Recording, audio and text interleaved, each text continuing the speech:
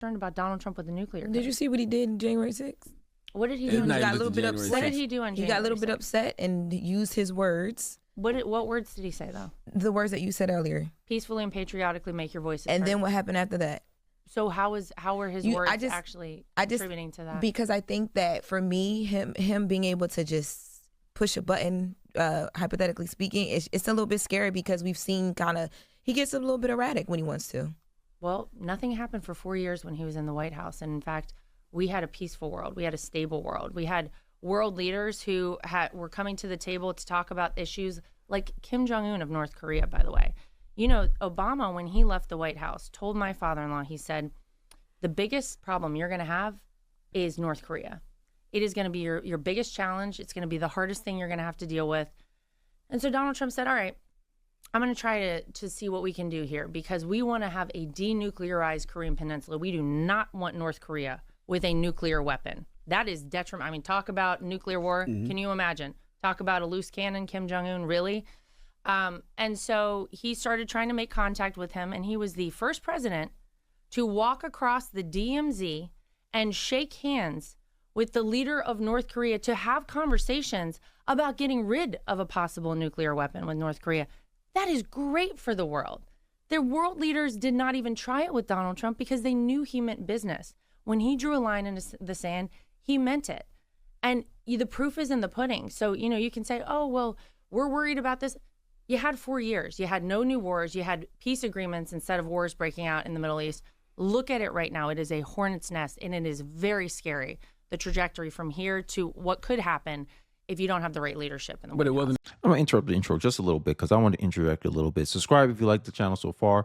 I just gave you a little start snippet of Lara Trump handled herself perfectly as the chairwoman of the RNC, taking all the questions from Charlemagne. And one thing I want to point out about Charlemagne is that he proves to himself every day that he's only an independent in name only.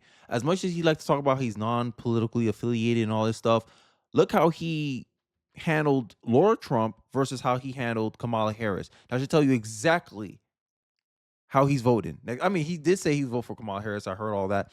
But he is not consistent in how he applies his criticism, as you just saw.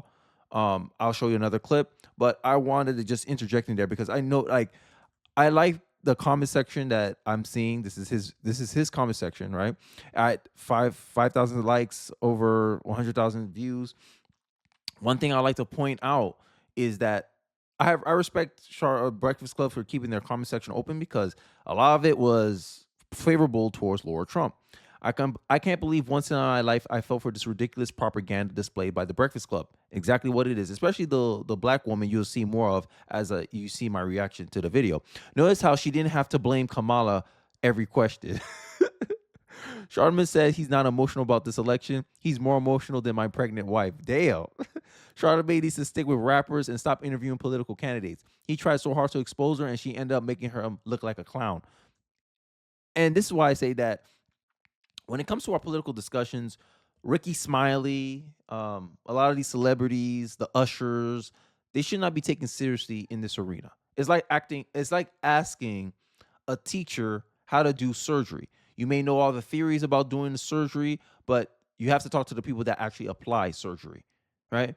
And that's just enough rambling for me. Let's continue with the clip, and then I'll give you more of my thoughts after. Right now, it is a hornet's nest, and it is very scary, the trajectory from here to what could happen if you don't have the right leadership in the White House. But it wasn't a peaceful transfer of power, and he did lead an insurrection in this country. And I know you keep saying the thing about the peace and patriotic part, but he also offered National Guard troops to Nancy Pelosi. She didn't want to take it. Mm-hmm. Look, here's what I can tell you. But he also said we fight like hell. And we fight like hell. And if you don't fight like hell, you're not going to have a country anymore. And if you don't fight like hell, Charlemagne, you're not going to have a country anymore. Every politician, when you go out on the stump, even after he got shot at, which was terrible, first thing he did when he stood up was say, fight, fight, fight, fight who? He wants to keep fighting for this country. And, this is my father-in-law. So you see, now you heard that. You saw how, he kept, he gave immediate pushback. Oh, like he did say he did lead an insurrection. First of all, it wasn't an insurrection.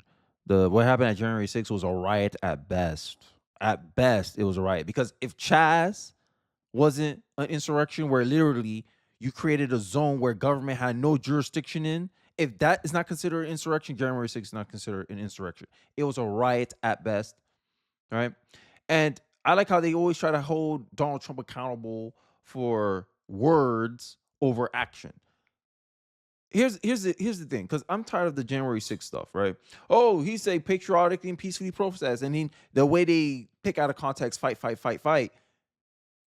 What about Kamala Harris when she says, if we fight, we win? You know the little thing she likes to say at her campaign rallies? How come you don't interpret that in a negative light, Charlamagne? It's merely because of a different perspective. That's it. They don't want to hear a different perspective. They question her more than they question Kamala. They didn't even investigate Kamala's lies. I don't understand why our people are so blind. I guess he's referring to black people. Why is the side check so rude? Shout out to Laura for keeping it classy, right? And to me, this did not make the Breakfast Club look good. But enough about me. We'll get into my reaction. Let's go. As far as I know, but look, I think he felt the right time was 2016. I think he looked at what was going on, and this is a businessman, and I think a lot of what he did that was very beneficial to this country has to do with businesses, with the economy, with jobs. Those were things that were really important to him, and you hear him talk about it now. He recently was talking about tariffs and how he wants to apply tariffs to countries who are, it's really awful to see how so many jobs, factories have gone overseas. Mm-hmm. We want to see made in the USA on more. And you saw that happening when he was in the White House. You saw more people employed in this country than we've ever had employed in the history of America. You had more money in your pocket.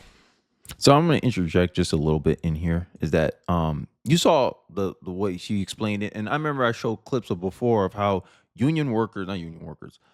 Michigan, people are getting laid off in the auto manufacturing industry. I own my own home, couple cars, you know what I mean? I got 4 kids, got a wife, beautiful wife at home. So to see it just all of a sudden disappear, wouldn't you be a little mad about that? A Detroit auto worker is dying on the vine. I've been here 4 years working hard. You want to give these jobs to other people so you can pay them less than what you're paying me. You shouldn't have never did that.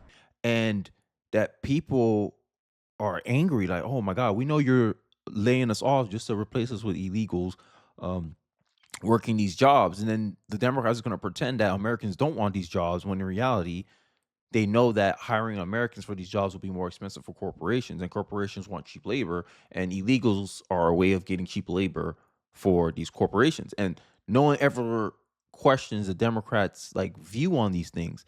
And I find it hilarious in a way that Democrats like to present themselves as, oh, we're for the people, we just have a bleeding heart for these illegals. But how I see it as a conservative is that it's almost like you're using a face of kindness to disguise evil actions. Like you're literally taking advantage of people, illegal immigrants, their ignorance of the state of the country, what it actually takes to live in the country, right? And I find it as almost like you guys are bringing in a peasant class into America. Honestly, this is how I see it as a conservative. So I don't really believe all this rhetoric about they're just bleeding hearts and they doing it out of the compassion and the kindness of their heart. No, there's a political incentive that Democrats have for bringing illegals into the country. That's my argument. That's my point. Let's continue. And inflation at 1.9%. It was a very different feeling when he was in the White House.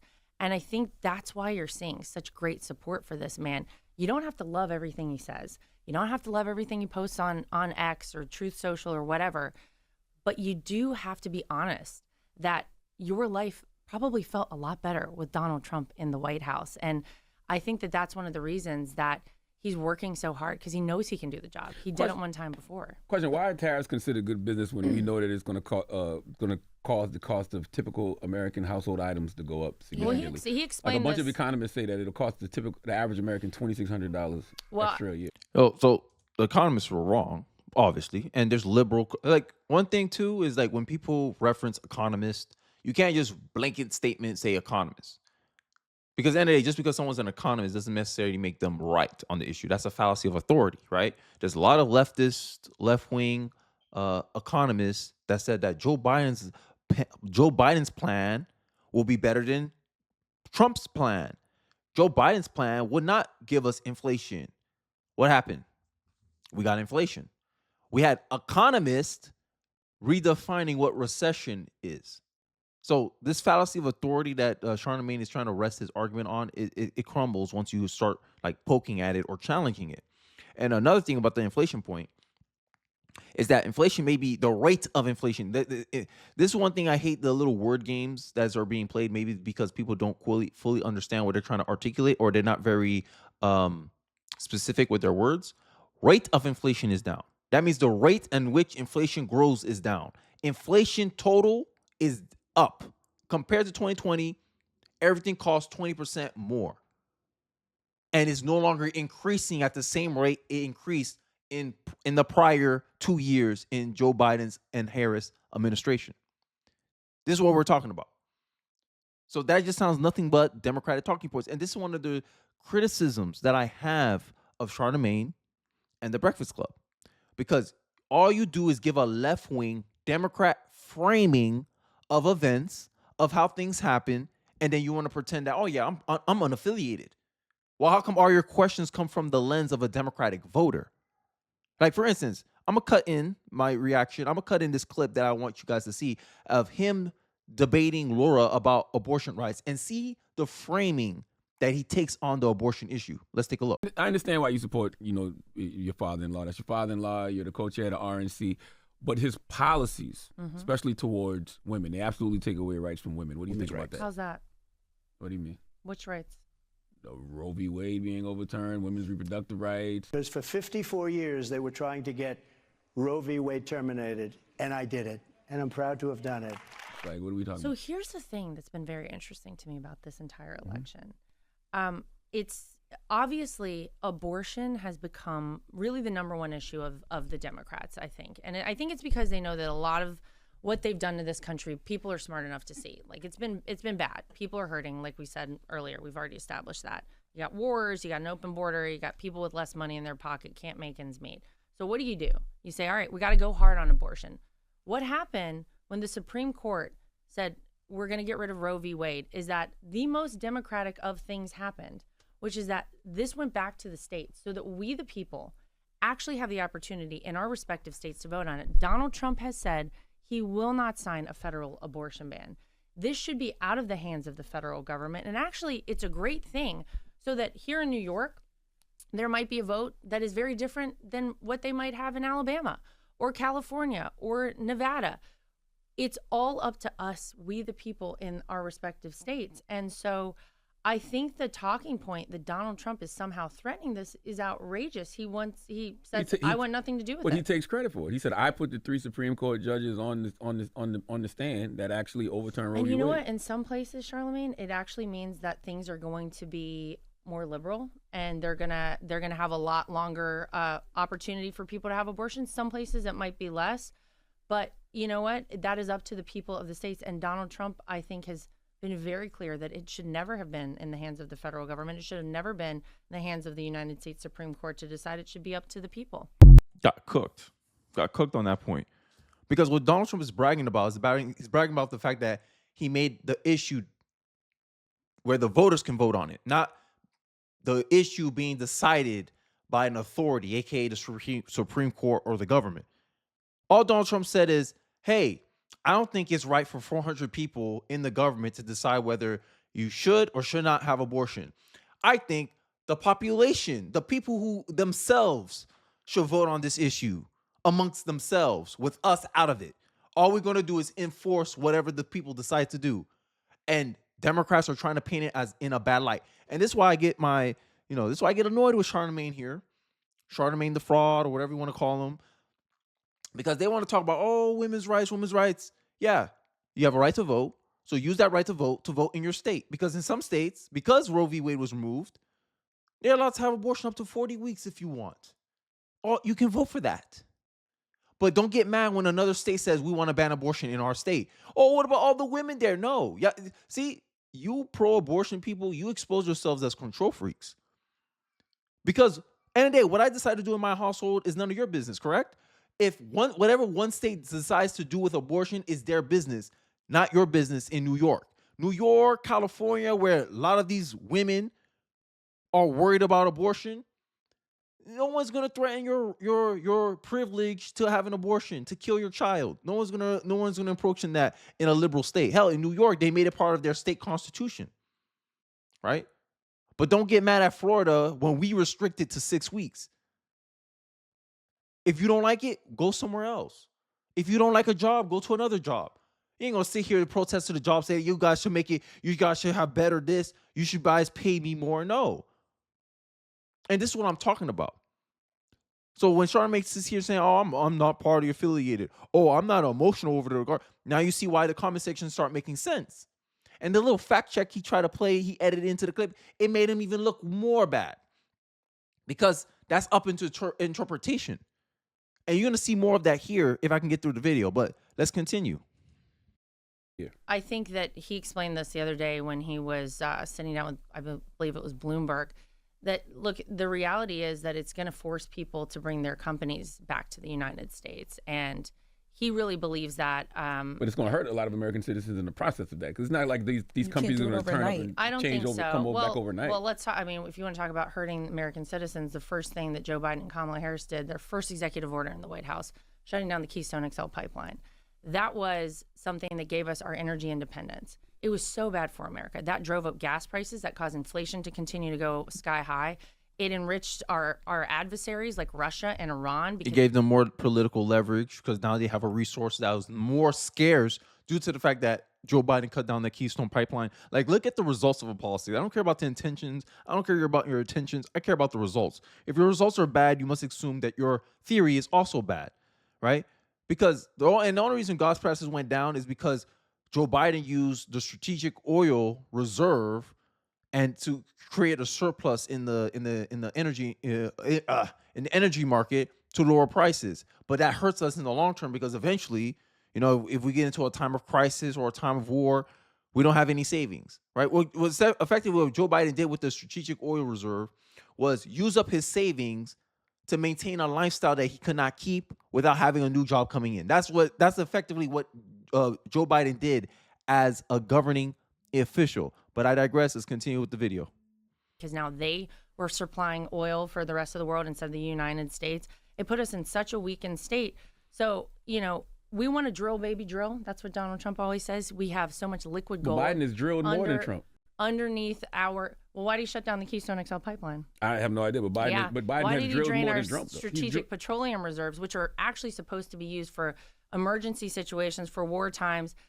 The things but has Biden drilled more than Trump? I don't believe that's true. Yeah, that's a fact. Where? You can look it up. He's drilled more than Trump. Okay. Yeah. I don't believe that's true at all. And it is. Okay.